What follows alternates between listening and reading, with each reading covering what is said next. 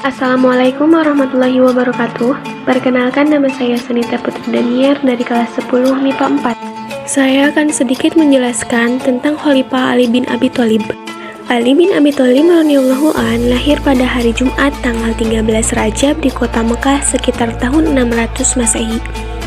Ia lahir dari pasangan Abu Thalib bin Abdul Muthalib dan Fatimah binti Asad.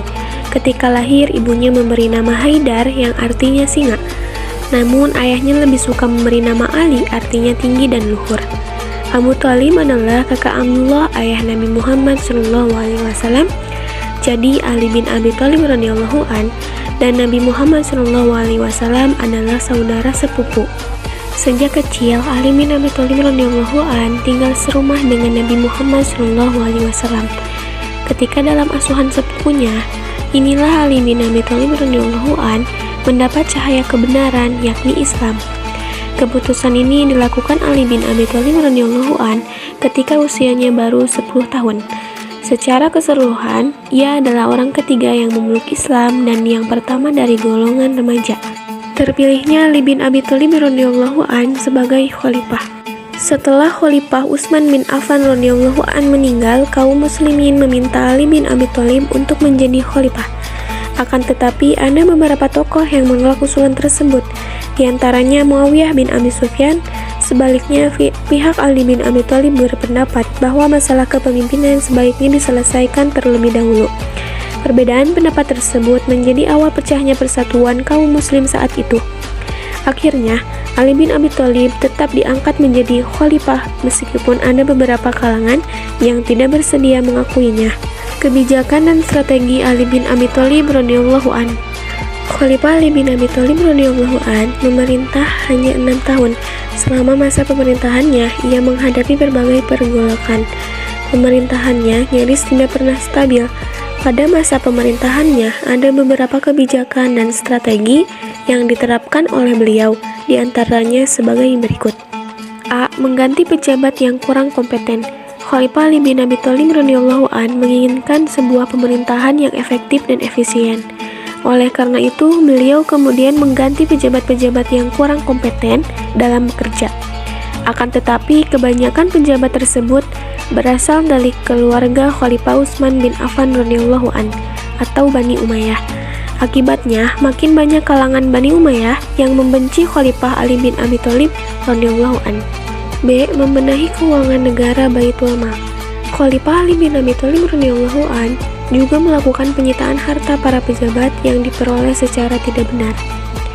Harta tersebut kemudian disimpan di Baitul Mal dan digunakan untuk kesejahteraan rakyat. C. Memajukan bidang ilmu bahasa.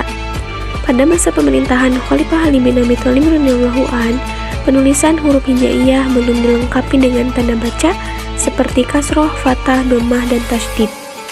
Hal itu menyebabkan banyaknya kesalahan bacaan teks Al-Quran dan hadis di daerah-daerah yang jauh dari Jazirah Arab. Untuk menghindari kesalahan fatal dalam bacaan Al-Quran dan hadis, Khalifah Ali bin Abi Thalib radhiyallahu an memerintahkan Abu Aswad Ad-Du'ali untuk mengembangkan pokok-pokok ilmu nahwu, yaitu ilmu yang mempelajari tata bahasa Arab.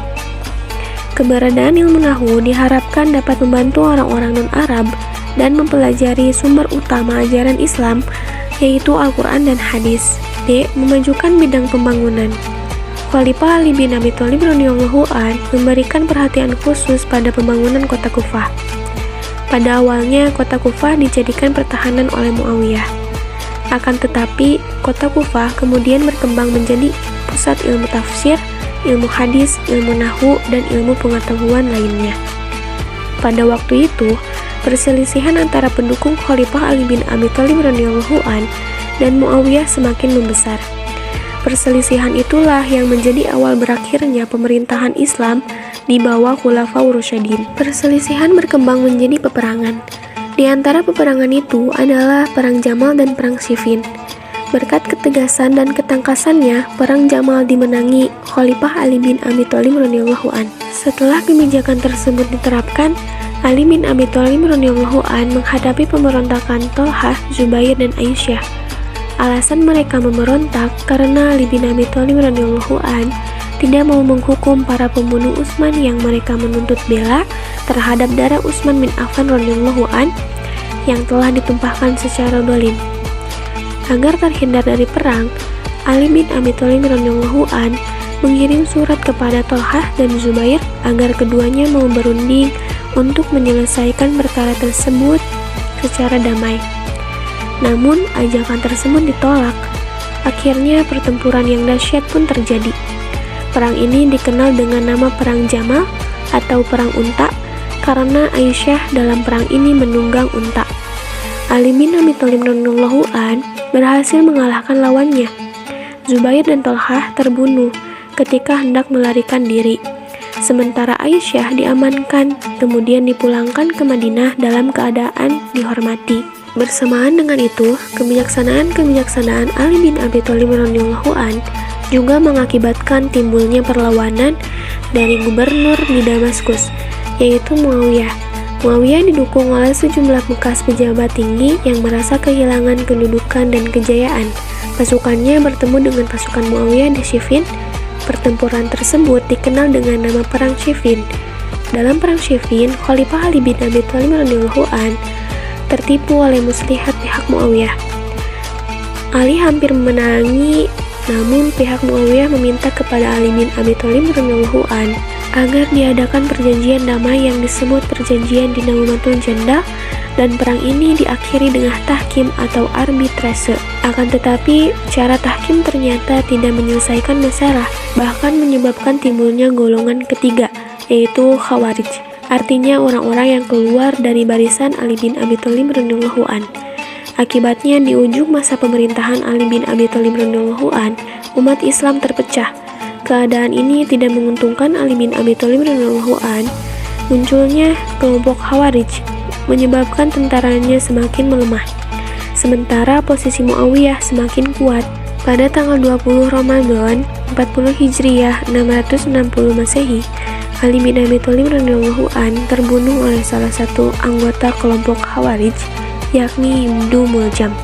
Cukup sekian yang dapat saya sampaikan. Terima kasih. Wassalamualaikum warahmatullahi wabarakatuh.